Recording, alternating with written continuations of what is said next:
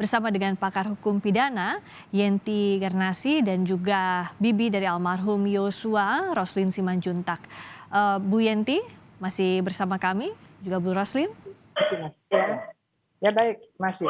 Ya, Bu Yenti tadi silakan dilanjutkan lagi soal apa yang sebenarnya mestinya ada di pledoi tapi tidak disampaikan oleh terdakwa, poin-poinnya dalam menanggapi apa yang disampaikan tuntutan jaksa, termasuk juga apa celahnya sebenarnya dari tuntutan jaksa penuntut umum.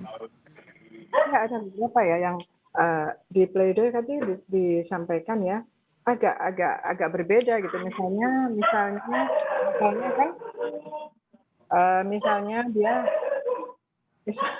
misalnya Oke, boleh diperbaiki dulu begitu sambungan. halo ya Baik. ya oke. Tadi ada suara lain.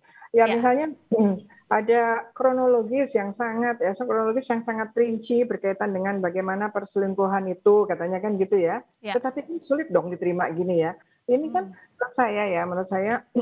menurut saya saya nggak tahu juga ya sejauh mana ya hakim itu membebaskan pledoi yang tidak berkaitan ya. Nah ini kan padahal kita ingat loh asas kita pengadilan itu adalah cepat, murah dan sederhana kan gitu ya. Ya. Kalau ada hal-hal yang tidak relevan, kenapa tetap harus diberikan gitu? Ini menjadi pemikiran-pemikiran berikutnya kan.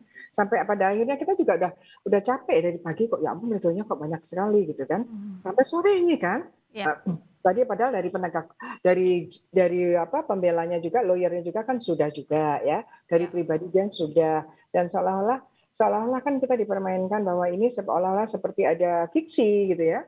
Ada cerita bahwa ada surat dari jeruji lah apa gitu ya mungkin ya ini perlu juga perlu juga ditertibkan lah gitu ya supaya kita kan mau mencari esensialnya bahwa apakah terbukti apa tidak Ibu Putri ini statusnya sama dengan terbuktinya 340 kan gitu ya dan nanti yang meringankan apa seperti kemarin misalnya Pak Sambo nggak ada yang meringankan sama sekali kan jaksa juga tidak berani ke tuntutan yang paling tinggi gitu kan. Nah ini kan ditangkap oleh masyarakat bahwa ini kan berbahaya sekali kan kita harus memikirkan bahwa dampak dari putusan ini adalah bagi pencegahan ke depan gitu ya. Jadi kalau kita nggak tepat ke depan itu masyarakat yang potensi jadi korban kalau dalam hal ini seperti polisi yang di bawah relasi kekuasaan itu kan menjadi rentan sekali kan.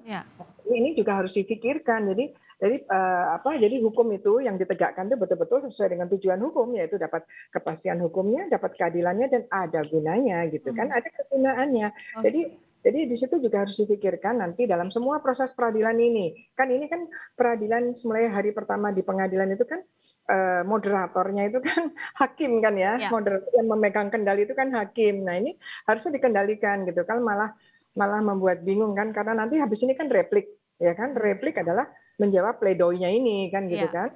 Nah, kalau pledoinya juga sudah di luar itu terus bagaimana? Waktunya juga mepet gitu kan. Jadi nggak masuk akal juga kalau misalnya sampai banyak sekali ya berjam-jam itu terus harus diapakan gitu kan. Tapi yang dituntutkan saja dan yang sudah pernah disampaikan di pengadilan itulah yang tetap dalam hal ini tetap kekeh dia bilang bahwa ada perselingkuhan. Terus kemudian ada perkosaan gitu ya.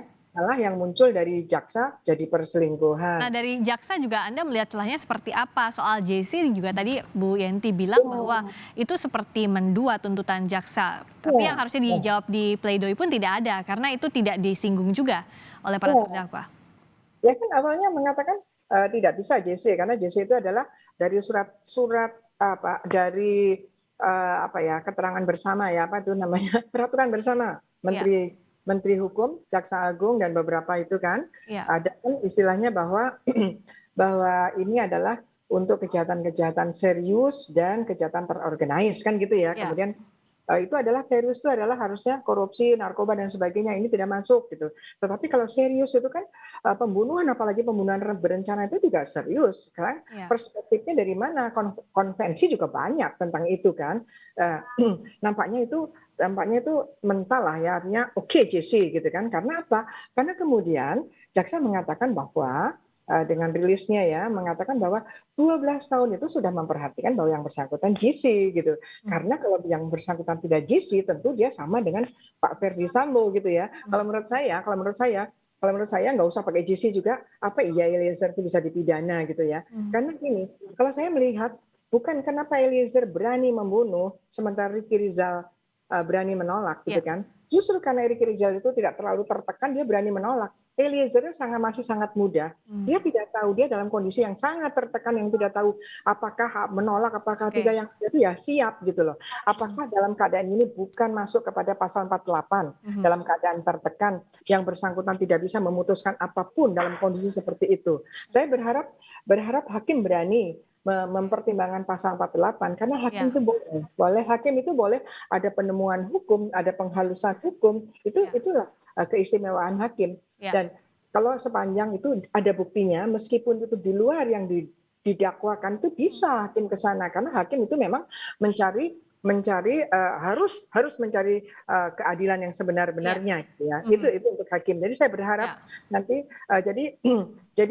menurut saya kalau salah mempermasalahkan JC kan sudah ya kan. Dan JC dia sudah sangat banyak kontribusinya Eliezer sehingga ini menjadi terungkap. Kan kita bukan menginginkan Eliezer bebas atau tidak, tetapi kita menginginkan siapa sih yang membunuh Yosua dengan berencana ini harus diadili seadil-adilnya kan gitu. Ya, kalau dari sisi Bu Roslin, masih seberapa berharap dengan proses persidangan yang berlangsung ini, Bu Roslin dan keluarga besar dari almarhum Yosua, serta apa harapan utama untuk vonis hakim nantinya? Harapan kami ya untuk hukuman Putri, ya dihukum semaksimal. Bagaimana dengan tuntutan hukuman 340? Kami mohon kepada Pak Hakim agar lebih bijaksana lagi untuk memberikan vonis sesuai dengan hukum 340 pasal 340. Jadi hukuman seadil-adilnya dari hakim itu masih diharapkan oleh keluarga Bu Roslin. Terima kasih atas waktunya di Breaking News Kompas TV. Ibu Yenti masih berlanjut, kami mohon masih bersama kami. Terima kasih, kami masih kembali sesaat lagi tetap di Breaking News Kompas TV.